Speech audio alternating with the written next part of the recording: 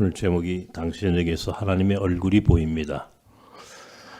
오늘 이 창세기 33장에 있는 이 말씀은 야곱과 에서가 드디어 극적으로 만나고 화해하고 용서하는 장면입니다. 야곱이라고 하는 사람이 어떻게 그 형 에서와 그 가족과 떨어져서 단절된 또 그런 삶을 살았는지 여러분들은 잘 알고 계실 겁니다. 그러던 가운데 아마 지금 이 본문 이 창세기 33장을 예측컨대 그가 형 에서를 에서의 상속권을 사기치고 샀던 그 사건이 있었죠. 그때부터 아버지 이삭에게서 축복권을 이제 또 아버지를 속여서 축복 기도를 받았던 그 사건, 그리고 장막에서 광야로 떠나오는 사건, 창세기 28장의 이 베델의 서원에 이르기까지 오늘 33장을 관통하는 이 연수를 아마 대충 따져보니까 한 30년 얼추 되지 않았을까 하는 생각이 들었습니다. 30년이 아마 넘었을 수도 있겠다. 그러니까 그 두 형제가 떨어져 살았어요. 헤어져 살았어요. 그러다가 이제 드디어 때가 되어서 하나님께서 두 형제를 만나게 하셨습니다. 오늘 성경에 보니까 서로 입을 맞추고 서로 부둥켜 안고 울었다. 이 눈물의 재회, 눈물의 만남. 그리고 나서 야곱이 형에게 자기의 가족들을 소개하고 자기가 가지고 온 선물을 형에게 드리고, 그리고는 33장 10절인가요? 형님의 얼굴에서 하나님의 얼굴을 본 것 같습니다.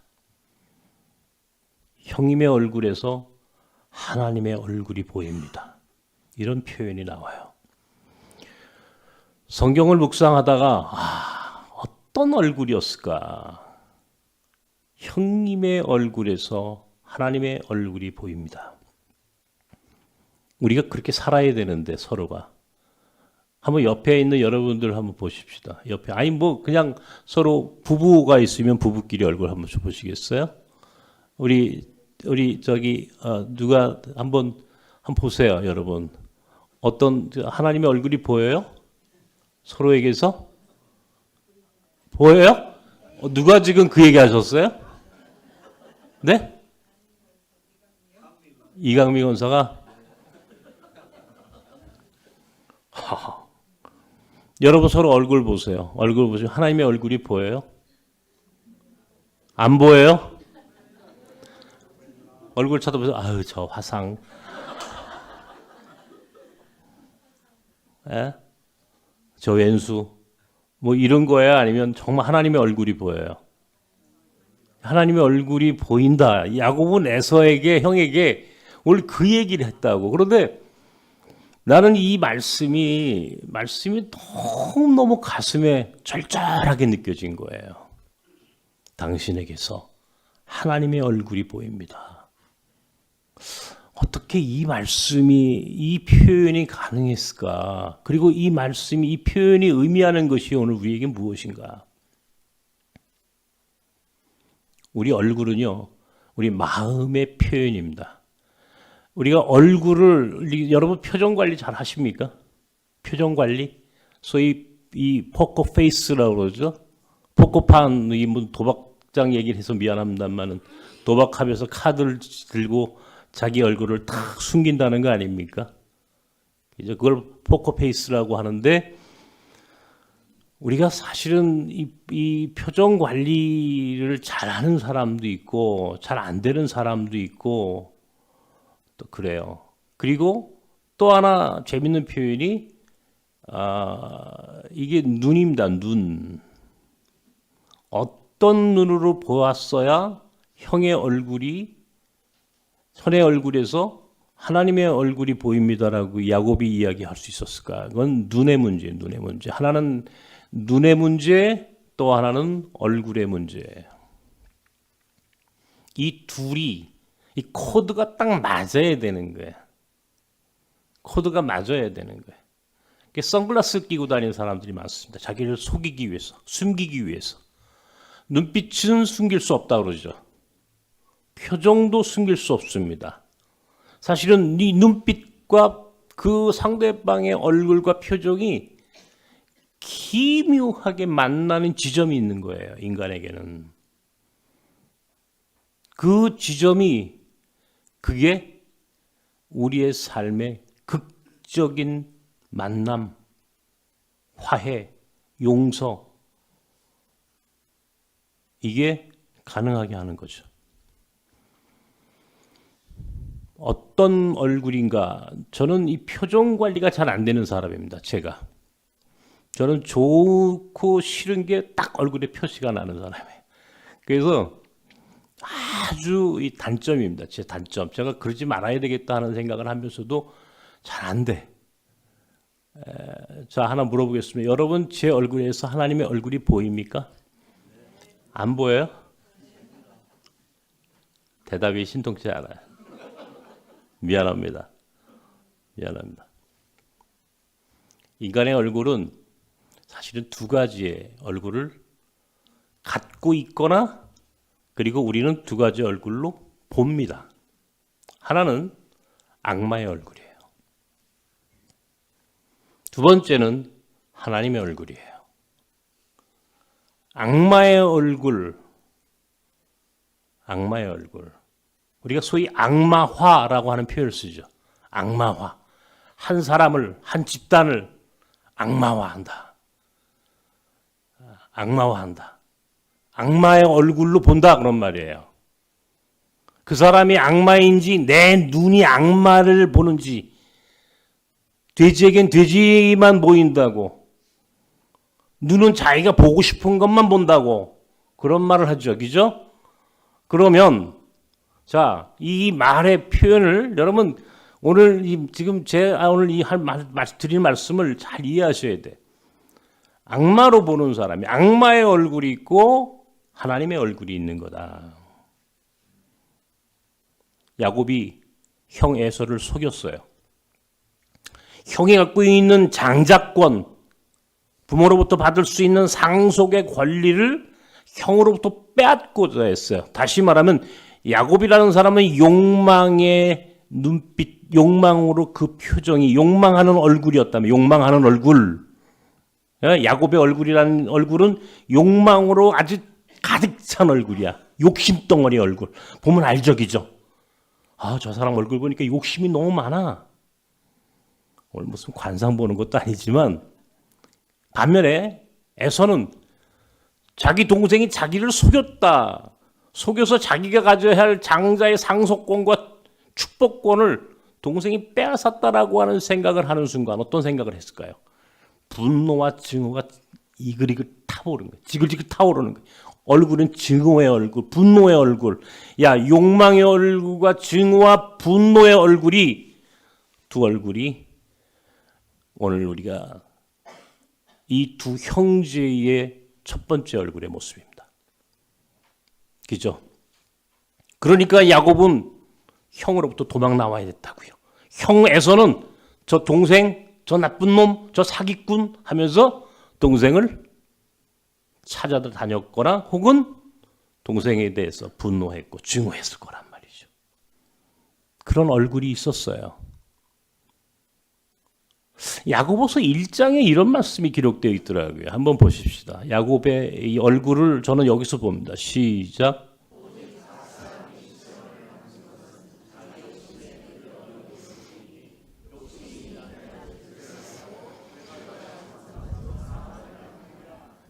저는 이 말씀이 제가 아주 고등학교 때 이 말씀을 참 좋아했던 말씀입니다. 잊지 않고 있는데 욕심이 잉태한 즉 죄를 낳고 죄가 장성한 즉 사망을 낳습니다.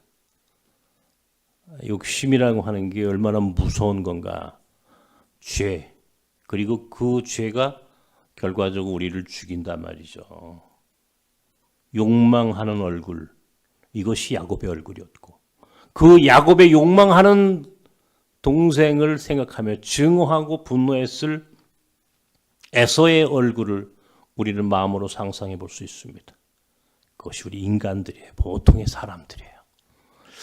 형제간에 다툼이 많습니다. 기업들, 대기업들 하면 형제의 난 그런 얘기를 많이 합니다. 형제의 난, 권력을 두고 우리 태조 이성계의 아들들 좀 형제의 난, 거기에 빗대서 우리 어떤 기업 재벌들의 형제의 난, 이거는 큰 뉴스거리지만 사실은 우리 인생, 우리 가족 간에도 사실은 이런 일들이 굉장히 많습니다. 부모가 남겨두신 재산을 놓고 형제가 다투고 그렇게 가깝게 살아야 할 형제가 원수가 되고 서로 증오하고 만나지 않고 떨어져 사는 우리들 주변에 그런 이야기를 가지고 있는 이들이 사실 굉장히 많다는 것을 여러분은 알고 계십니다. 어떻습니까? 이 가족 간에도 그렇지만 사실은 이게 우리 시대의 비극이에요.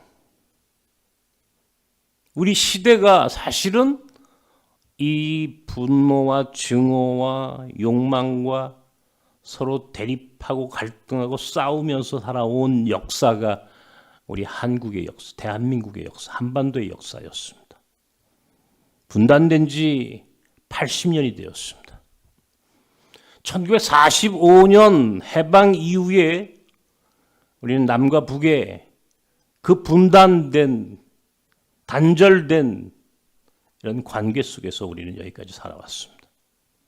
오늘 우리 탈북자매들이 우리 한국에 오늘 여기에 와서 오늘 예배에 참여했는데 제가 이제 치앙마이 작년 1월에도 치앙마이에 가가지고 탈북자매들을 만나고 저는 가면 거기서 그냥 같이 울어요. 눈물이 날 수밖에 없어요. 너무 그들의 이야기를 들으면 아마 여기 자매들 아마 책 한 권씩 써도 될 만큼 다 정말 그 기가 막힌 인생들을 살아온 사람들입니다. 분단이 갖고 온 이 비극입니다. 분단이 갖고 온 이 불행한 역사를 계속 이대로 가야 하는가. 이제 한국에 오신 지 3일밖에 안 됐어요. 3일. 어때요? 느낌이 좋아요? 괜찮았어요? 대한민국 좋은 나라 같아요? 감사합니다. 그러나 꼭 그렇지만은 않아요. 잘 살 때 좋은 나라가 되는 거고. 분단 80년. 한국 전쟁이 1950년 벌써 75년이 되었습니다. 전 세계에서 거의 유일한 분단 국가로 마치 에서와 야곱이 단절되어서 만나지 않고 살아온 그 시간, 그보다 더 긴 시간을 우리는 이렇게 살고 있습니다. 오늘은 5.18입니다. 바로 광주가 떠오르는 날입니다. 우리 역사에서 5.18이라고 하는 광주 민주화 운동의 날, 어떤 사람은 광주 민주화 운동이라고 얘기하고 어떤 사람은 광주 사태라고 이야기하는 사람이 아직도 우리의 현실 속에 있다는 것을 여러분 기억하고 계십니까? 제가 광주 민주화 운동이 일어났을 때 제가 고등학교 3학년이었어요. 고2였나? 고3? 네, 아마 이렇게 고2?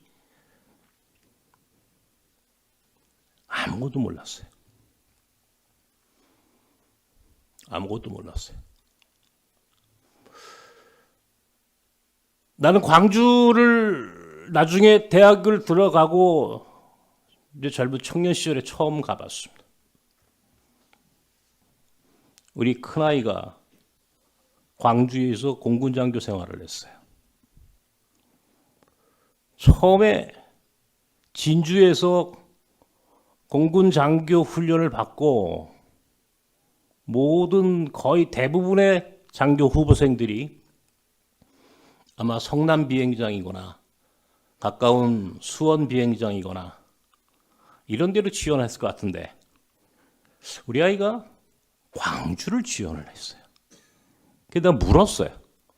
야, 너 하필이면 지금 세곡동 여기 성남 비행장에 가까이 와서 좀 있으면 좋을 텐데 왜 광주로? 이번이 아니면 나는 광주에서 살 기회가 없을 것 같아서. 광주에서 있었던 그 5.18에 대한 역사적 책임감? 아니, 그렇게 거창한 것은 아닐 거라고요. 그러나 왠지 모르는 부채 감정, 그 땅에 대한 죄스러움, 거기에 살고 있는 사람들에 대한 미안함, 아마 그렇게 젊은 우리 큰아들의 생각들이 우리 아이가 광주를 지망하게 되었고, 그래서 우리 손녀딸은 광주에서 났습니다. 그래서 지금도 우리 손녀딸은 너는 광주의 딸이다. 아직도 치유되지 않은 우리 역사의 아픔이에요. 아직도 우리 가운데 이 문제가 이 작은 땅덩어리 안에서도 회복이 되지 않았어요. 하물며 남과 북의 문제가 어떻게 해결이 되겠냐고요. 이 땅 안에서도 이 작은 대한민국 안에서도 동서가 좌와 우가 서로 만나지 않는데 어떻게 남과 북이 만나고 오늘 야곱과 에서가 얼굴을 비비고 서로 부둥켜 안고 우는, 그리고 형님의 얼굴에서 하나님의 얼굴이 보입니다라고 하는 이 아름답고 어마어마한 고백을 우리는 언제 이 고백을 하겠느냐고요. 그런데 문제는 여전히 나는 교회가 문제라고 생각하는 사람이에요. 교회는 아직도 야곱과 에서가 만나야 할 이 어마어마한 만남의 극적인 드라마를 만들어내줄 의지가 갖고 있죠. 우리는 여전히 교회가 세상의 갈등을, 분열을, 증오와 분노를 유발하는 그런 언동을 서슴지 않고 있다는 이 현실 속에서 나는 이제 우리 나섬이 가야 할 방향을 다시 한번 여러분들과 고민하고 오늘 이 시간 이 말씀을 통해서 한번 되돌아보고자 하는 겁니다. 증오의 얼굴, 욕망의 얼굴로 이글거렸던 두 얼굴이 드디어 하나님의 얼굴이, 당신에게서 하나님의 얼굴이 보입니다. 오늘 바로 이 아름다운 고백이 우리가 가야 할, 우리가 감당해야 할 나섬의 존재 이유라고 하는 것을 저는 깨닫습니다. 마태복음 5장 8절에 있는 말씀을 함께 읽읍시다. 시작.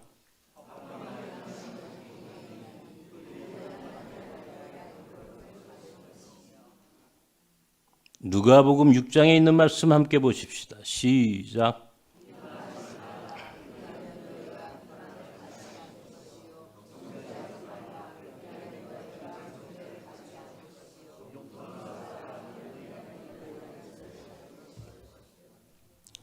야곱이라는 사람이 얼마나 여전히 얍삽해요. 이 본문을 보면은 형 에서에게 가는데요. 제일 앞에 여종들, 종들이 있었죠. 빌하와 실바, 그죠? 여종들을 앞장 세웁니다. 그리고 그 자녀들을 앞장 세웁니다. 두 번째는 레아를 두 번째 놓습니다. 맨 마지막에 자기가 사랑하는 여인 라헬 그리고 그의 아들 요셉과 맨 뒤에 숨습니다. 터벅터벅터벅합니다. 화해의 손을 내밀죠. 가면서 계속 절을 합니다. 형님, 죽을 죄를 졌습니다. 형님, 저를 용서하십시오. 얼마나 두려웠겠습니까? 형은 병사들을 데리고 나왔습니다. 어쩌면 형에 의하여 자신의 가족과 자신의 삶이 어떤 종말을 고할지 아무도 예감할 수 없는 그 두려움의 현실. 그러나 그는 끝까지 형에게 당했습니다. 그리고 그 형에서는 동생의 그 화해의 손짓을 마다하지 않고 외면하지 않고 그의 손을 잡아줍니다. 그리고 그들은 부둥켜 안고 서로 울었다. 화해의 악수와 용서의 손이 함께 마주쳐야만 합니다. 이것이 진정한 평화, 진정한 화해, 진정한 용서, 진정한 하나님 나라를 만들어가는 길입니다. 코드가 맞아야 된다는 거예요. 코드가. 우리 믿는 사람들이 어떻게 살아야 하는지를 성서가 가르쳐 주는 거예요. 예수께서 이 땅에 오셨어요.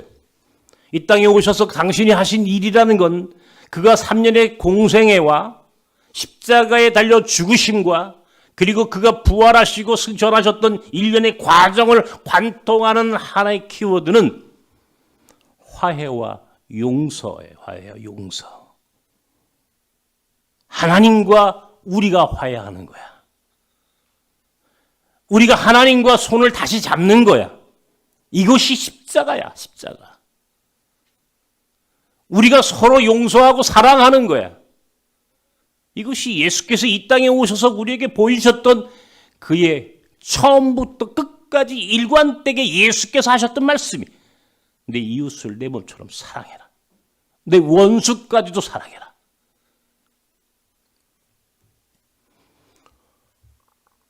우리 인간에게는 하나님의 형상이 숨겨져 있다라고 얘기합니다.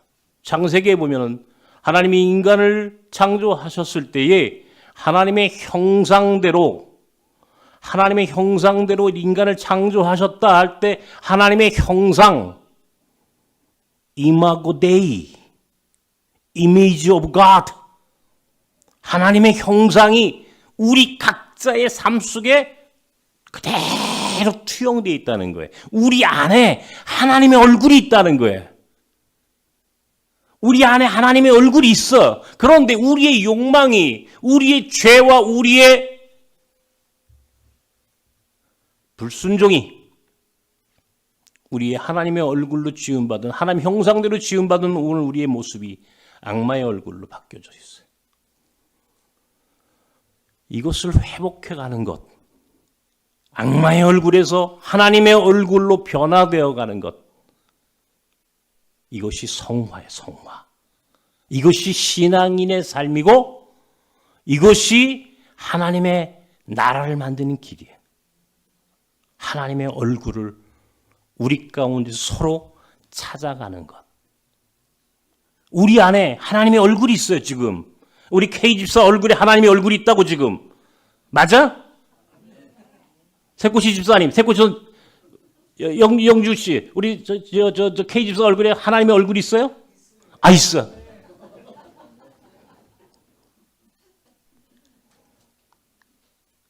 마태복음 25장 40절 말씀이 예수께서 이렇게 써놓으셨어요. 함께 읽읍시다. 시작.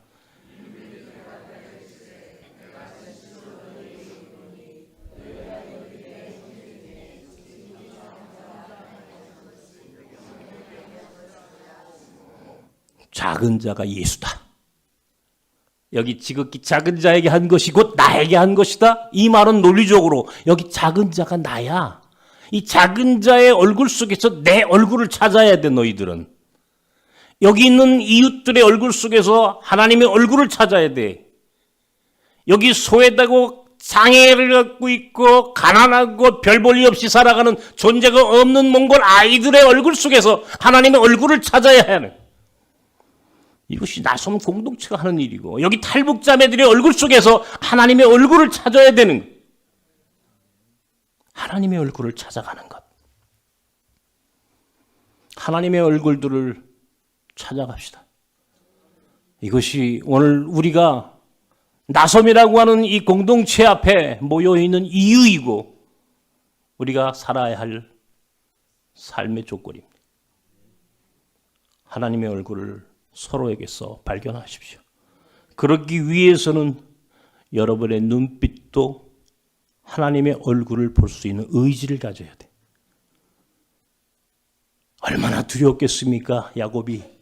얼마나 무서웠겠습니까? 그런데 형님이 딱 부둥켜 안아줘. 울어.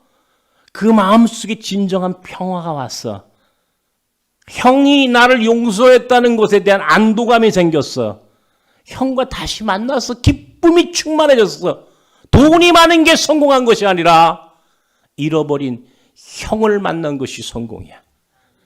진정한 성공은 세상에서 성공하는 것이 아니라 그리스도의 영으로 내 삶이 마치 야곱과 에서가 화해하고 용서하고 서로 피차 얼굴을 맞대고 울며 당신의 얼굴 속에서 하나님의 얼굴이 보입니다.